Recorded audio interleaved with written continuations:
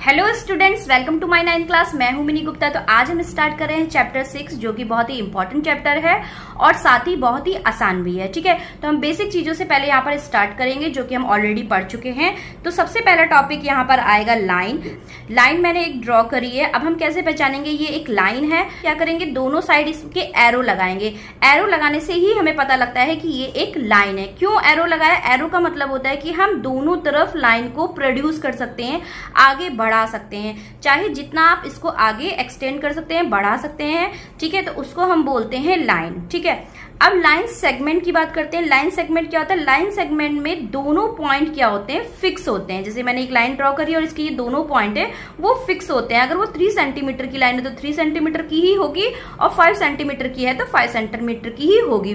उसे हम प्रोड्यूस नहीं कर सकते आगे और पीछे। लाइन को क्या करते हैं हम? आगे और पीछे से प्रोड्यूस कर सकते हैं और इसलिए उसमें आगे और पीछे एरो लगे होते हैं। ठीक है, और लाइन सेगमेंट में दोनों पॉइंट क्या होते हैं? फिक्स होते हैं। उन्हें ना आगे प्रोड्यूस किया जा सकता है और ना ही पीछे प्रोड्यूस किया जा सकता है। ठीक है, अब आती है कि रेज क्या होते हैं?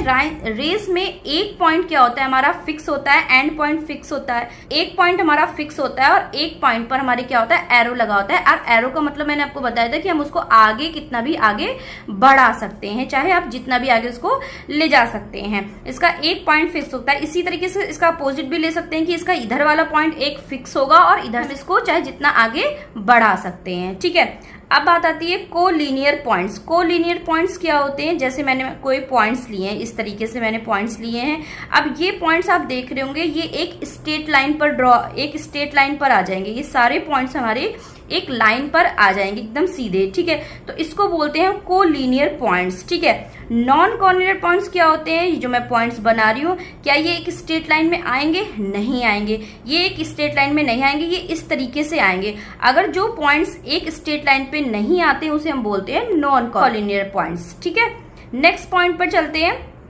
नेक्स्ट है हमारा आर्म्स, वर्टेक्स एंड एंगल्स। ठीक है, अब इसको समझिए। अब एंगल्स क्या होते हैं? देखिए मैंने एक एंगल ड्रॉ करा है, ये हमारा एंगल। हमारे आर्म्स क्या होते हैं? ये जो मैं आर्म्स बना रही हूँ ए बी, ठीक है, ये जो लाइन आपको शो हो रही है ये क्या है? हमारा आर्म्स है। ए बी और बी सी क्या है? इसमें हमारे आर्म्स है, 2 आर्म्स है। ठीक है, वर्टेक्स क्या होते हैं? जो मैंने फिक्स पॉइंट आपको शो किए हैं, point A, point B, point C, ये होते हैं हमारे वर्टेक्स होते हैं। ठीक है, नेक्स्ट टॉपिक पे चलते हैं। नेक्स्ट टॉपिक है हमारा acute angle, right angle and obtuse angle. अब ये क्या होते हैं इसको ध्यान से सुनिए।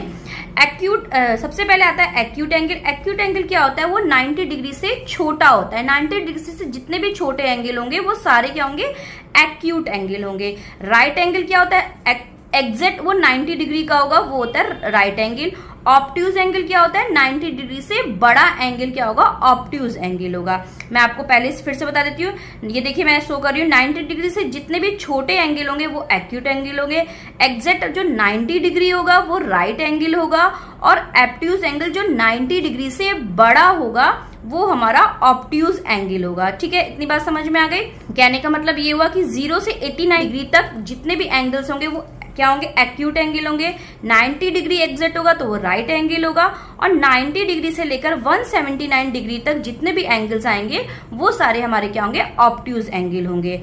और 90 डिग्री क्या होता है? एकदम स्ट्रेट लाइन होती है सीधे, उसे हम बोलते हैं 90 डिग्री। और 90 डिग्री से अगर स्ट्रेट लाइन जो मैंने डाली है, ये देखिए जो मैं स्ट्रेट लाइन डाल रही हूँ ऑब्ट्यूज एंगल में इस तरीके से, और ये देखिए ये हो गया हमारा 90 डिग्री और ये इधर की साइड आप बढ़ रहा है एंगल, आप देख सकते हैं 90 डिग्री के आगे की और साइड हमारा ये एंगल बढ़ रहा है, तो इसको हम बोलेंगे ऑब्ट्यूज एंगल। बात समझ में आ गई? क्लियर हो गया? Acute angle, right angle and obtuse angle. Next topic पे चलते हैं। नेक्स्ट टॉपिक है हमारा straight angle, reflex angle and complete angle.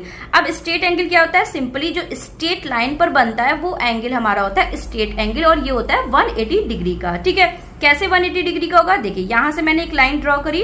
अब जो सीधे स्ट्रेट लाइन डिग्री, सीधे जो स्ट्रेट होता है वो होता है 90 डिग्री। मैं आपको प्रीवियस में बता चुकी हूँ।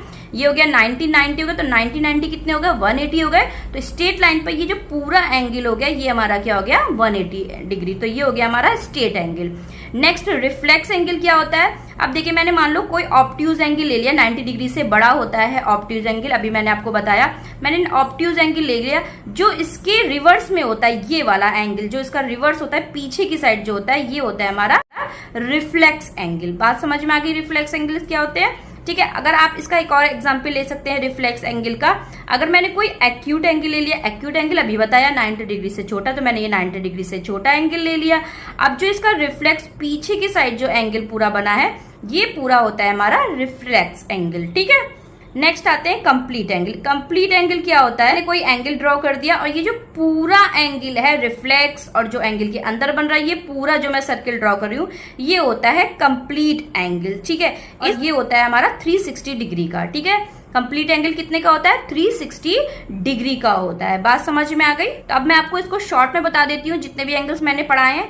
0 से 89 डिग्री होगा हमारा एक्यूट एंगल, 90 डिग्री होगा हमारा राइट एंगल, 90 डिग्री से 179 डिग्री तक हमारा होगा ऑब्ट्यूज एंगल, एग्जैक्ट 180 डिग्री का होगा तो हमारा होगा स्ट्रेट एंगल, 180 डिग्री से 359 डिग्री तक होगा वो हमारा होगा रिफ्लेक्स एंगल, और एग्जैक्ट अगर 360 डिग्री का है तो वो होगा हमारा कंप्लीट एंगल। क्लियर हो गया सारे एंगल्स। अब चलते हैं नेक्स्ट पर। नेक्स्ट अब हम पढ़ेंगे सप्लीमेंट्री एंगल और कॉम्प्लीमेंट्री एंगल। अब सप्लीमेंट्री एंगल क्या होते हैं, दो एंगलों का सम अगर 90 डिग्री है तो वो होगा हमारा सप्लीमेंट्री एंगल, और अगर दो एंगल का सम हमारा 180 डिग्री होगा तो वो होगा हमारा कॉम्प्लीमेंट्री एंगल। फिर से समझ लीजिए, सप्लीमेंट्री एंगल का सम 90 डिग्री और कॉम्प्लीमेंट्री एंगल का सम 180 डिग्री, मतलब दो एंगलों का सम 90 तो सप्लीमेंट्री, दो एंगलों का सम अगर 180 तो कॉम्प्लीमेंट्री एंगल। नेक्स्ट टॉपिक पे चलते हैं। नेक्स्ट टॉपिक है हमारा एडजेसेंट एंगल। अब एडजेसेंट एंगल क्या होता है, मान लीजिए ये मैंने एक एंगल बनाया है इस तरीके से, ठीक है। अब इसको मैं नेम दे देती हूँ, ये मान लीजिए ए हो गया, ये हो गया बी, और ये हो गया हमारा सी, और ये हो गया हमारा डी।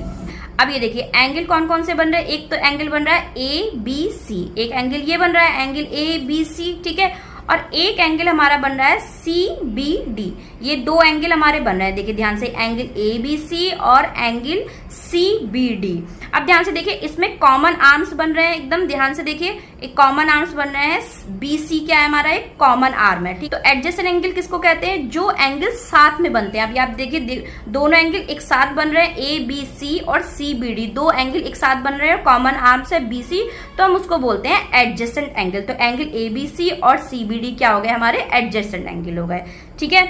नेक्स्ट चलते हैं। नेक्स्ट है लीनियर पेयर ऑफ एंगल। वही सेम, अब हम क्या करेंगे, लीनियर पेयर ऑफ एंगल क्या होता है, स्ट्रेट लाइन पर बना एडजेसेंट एंगल। देखो एक स्ट्रेट लाइन पर ये दो एंगल बन रहे हैं इस तरीके से, ये दो एंगल शो हो रहे हैं आपको, तो ये दोनों एडजेसेंट एंगल अगर किस पे बन रहे हैं, स्ट्रेट लाइन पर बन रहे हैं, तो वो क्या होगा हमारा लीनियर पेयर ऑफ एंगल। बात समझ में आ गई। स्ट्रेट लाइन पर अगर एडजेसेंट एंगल बन रहा है, कॉमन आर्म्स आपको शो हो रहा है, तो वो होगा हमारा लीनियर पेयर ऑफ एंगल। बात क्लियर हो गई, ठीक है। नेक्स्ट पे चलते हैं। नेक्स्ट क्या है हमारा, नेक्स्ट है वर्टिकली अपोजिट एंगल।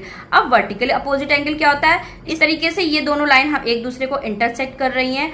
अब ये जो एंगल बन रहे हैं आमने सामने, ये देखिए एंगल आमने सामने बन रहे हैं, ठीक है, एक दूसरे के आमने सामने जो बन रहे हैं, ये होते हैं एंगल हमारे वर्टिकली अपोजिट एंगल कहलाते हैं। तो ये एंगल एक दूसरे के क्या होंगे, इक्वल होंगे, ठीक है। अगर ये एंगल एक्स है तो ये भी एंगल एक्स होगा, और ये एंगल अगर वाई है तो ये एंगल भी वाई होगा, ठीक है। इस तरीके से हम क्या कहते हैं, एक एग्जाम्पल लेकर चल सकते हैं कि अगर ये एंगल 30 डिग्री है तो ये एंगल भी हमारा क्या होगा, 30 डिग्री होगा, और ये एंगल हमारा 40 डिग्री है तो ये भी एंगल हमारा क्या होगा, 40 डिग्री होगा। तो इसको बोलते हैं वर्टिकली अपोजिट एंगल, ठीक है। नेक्स्ट टॉपिक पर चलते हैं। नेक्स्ट टॉपिक है हमारा इंटरसेक्टिंग लाइंस और नॉन इंटरसेक्टिंग लाइन। अब इंटरसेक्टिंग लाइन क्या होती है, इस तरीके से एक दूसरे को इंटरसेक्ट कर रही है, ये होती है इंटरसेक्टिंग लाइन।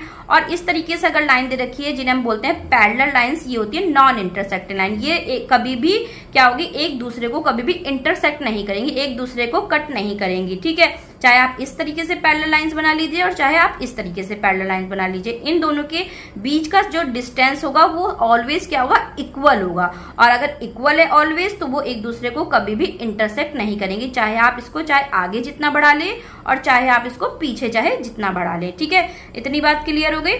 नेक्स्ट टॉपिक पर चलते हैं। नेक्स्ट टॉपिक है हमारा, नेक्स्ट है हमारा एक्सियोम 6.1। तो एक्सियोम में हमें क्या कर रहा है, if a ray stands on a line then the sum of two adjacent angle so formed is 180। देखिए कह रहा है कि एक लाइन है, उस पे एक रे है इस तरीके से, और ये जो दो एंगल एडजेसेंट एंगल बन रहे हैं इनका सम क्या है, 180 डिग्री है। तो भाई 180 डिग्री तो होगा ही, क्योंकि एक लाइन स्ट्रेट लाइन पर ये एंगल बन रहा है, और स्ट्रेट लाइन पर जो एंगल बनता है वो क्या होता है, एक स्ट्रेट एंगल होता है। और स्ट्रेट एंगल मैं आपको बता चुकी हूँ, स्ट्रेट एंगल का 180 डिग्री होता है, ठीक है। क्या निकल के आया कि एक स्ट्रेट लाइन पर अगर एडजेसेंट एंगल बने हुए हैं तो उनका सम क्या होगा, 180 डिग्री होगा। और आपको मैंने बताया था स्ट्रेट लाइन पर इस तरीके से एडजेसेंट एंगल अगर बने हैं तो उसे हम क्या बोलते हैं, लीनियर पेयर ऑफ एंगल्स बोलते हैं। बात समझ में आ गई, क्लियर है। नेक्स्ट जो एग्जाम है 6.2, ये इसका उसका 6.1 का अपोजिट दे रखा है। If the sum of two adjacent angle is 180 degree then the non common arms of the angles form a line. देखिए आपकी क्या रखा है, ये एक तरीके से एंगल है, टू एडजेसेंट एंगल दिए हुए हैं और इनका सम इन्होंने 180 डिग्री दिया हुआ है और हमें प्रूव करना है कि ये एक स्ट्रेट लाइन है। तो हम क्या करेंगे, इसे एंगल x मान लेंगे और इसे एंगल y मान लेंगे और इन दोनों का सम हमें क्या प्रूव करना है, 180 डिग्री। अगर हमने x plus Y is equal to 180 proof कर दिया तो ये क्या आ जाएगा, ये हमारी एक स्ट्रेट लाइन शो हो जाएगी। इस तरीके से हमसे पूछ सकता है, ठीक है। नेक्स्ट चलते हैं। नेक्स्ट है हमारा theorem 6.1, if two lines intersect each other then the vertically opposite angles are equal. देखिए ये इस तरीके से टू लाइन एक दूसरे को इंटरसेक्ट कर रही है, कह रहा है ये वर्टिकली अपोजिट एंगल्स जो है इक्वल है। अगर ये देखिए मैंने आपको पहले बताया कि ये एक दूसरे के क्या होती है, वर्टिकली अपोजिट होते हैं एक दूसरे के और इक्वल होते हैं। अगर ये 30 डिग्री है तो ये भी 30 डिग्री होगा ये एंगल, और अगर ये 20 डिग्री है तो ये भी क्या एंगल होगा हमारा, 20 डिग्री होगा। मतलब कहने का मतलब अगर ये x है तो ये भी x एंगल होगा और ये y एंगल है तो ये भी y हमारा होगा, ठीक है। नेक्स्ट चलते हैं। नेक्स्ट थ्योरम क्या है, नेक्स्ट थ्योरम है हमारी lines which are parallel to the same lines are parallel to each other. एक लाइन L है और ये एक लाइन क्या है, M है और L पैरेलल है किसके, M के। और एक लाइन और गिवन कर रखी है N और कह रहा है कि M पैरेलल है N के। तो अगर L M के पैरेलल है और M N के पैरेलल है तो क्या होगा, L भी हमारे किसके पैरेलल होगा, L हमारे N के पैरेलल होगा, ठीक है। नेक्स्ट टॉपिक पे चलते हैं, ठीक है, पैरेलल लाइंस एंड ट्रांसवर्सल। देखिए ये इस तरीके से पैरेलल लाइंस है और ये जो लाइन मैं ऊपर से आपको डाल रही हूँ इसको हम बोलते हैं ट्रांसवर्सल, ठीक है। अब मैं आपको बताने जा रही हूँ इसी में कॉरस्पॉन्डिंग एंगल क्या होते हैं। कॉरस्पॉन्डिंग एंगल क्या होते हैं, जब ये टू पैरेलल लाइंस है और इस पे जो ट्रांसवर्सल जा रहा है इसमें आप देखिए ध्यान से, ये जो पहली लाइन है और इसके ऊपर से जो ट्रांसवर्सल जा रहा है ये जो एंगल बना रहा है और इसी का सेम नीचे वाले में भी देखिए ये जो लाइन है नीचे वाली और इसके ऊपर जो ट्रांसवर्सल जा रहा है और ये वाला एंगल, ये दोनों एंगल्स क्या होते हैं, कॉरस्पॉन्डिंग एंगल होते हैं। इसी तरीके से ये वाले एंगल भी क्या होंगे, कॉरस्पॉन्डिंग एंगल होंगे, ये वाले भी क्या होंगे, एक दूसरे के कॉरस्पॉन्डिंग एंगल होंगे। मतलब सेम पोजीशन पे रहेंगे, दोनों तरफ सेम पोजीशन में है। अगर वहां ऊपर है तो ऊपर भी नीचे भी ऊपर होगा, अगर वहां नीचे की साइड है तो नीचे भी नीचे की साइड होगा, ठीक है। तो ये वाला एंगल भी क्या होगा, एक दूसरे के कॉरस्पॉन्डिंग एंगल होंगे और साथ ही क्या होंगे, ये सेम पोजीशन पर होते हैं। सेम पोजीशन मतलब समझ रहे हैं कि जैसे ये वाला एंगल है इस जगह पर तो ये वाला एंगल भी इसी जगह पर होगा, ठीक है, उसको बोलते हैं सेम पोजीशन। बात समझ में आ गई। और दूसरी, और ये क्या होंगे, एक दूसरे के इक्वल होंगे। अगर मान लो ये x से है तो ये भी x होगा, अगर ये y है तो ये भी y होगा। मतलब जो ऊपर कॉरस्पॉन्डिंग एक दूसरे, मतलब कहने का कॉरस्पॉन्डिंग एंगल एक दूसरे के क्या होते हैं, इक्वल होते हैं। अगर ये z है तो ये भी z होगा, ठीक है, बात समझ में आ रही है। और अगर ये 45 डिग्री है तो ये भी 45 डिग्री होगा, ठीक है। एक बार और दोबारा से समझ लेते हैं, ये हमारी दो पैरेलल लाइंस हो गई और ये हो गई ट्रांसवर्सल।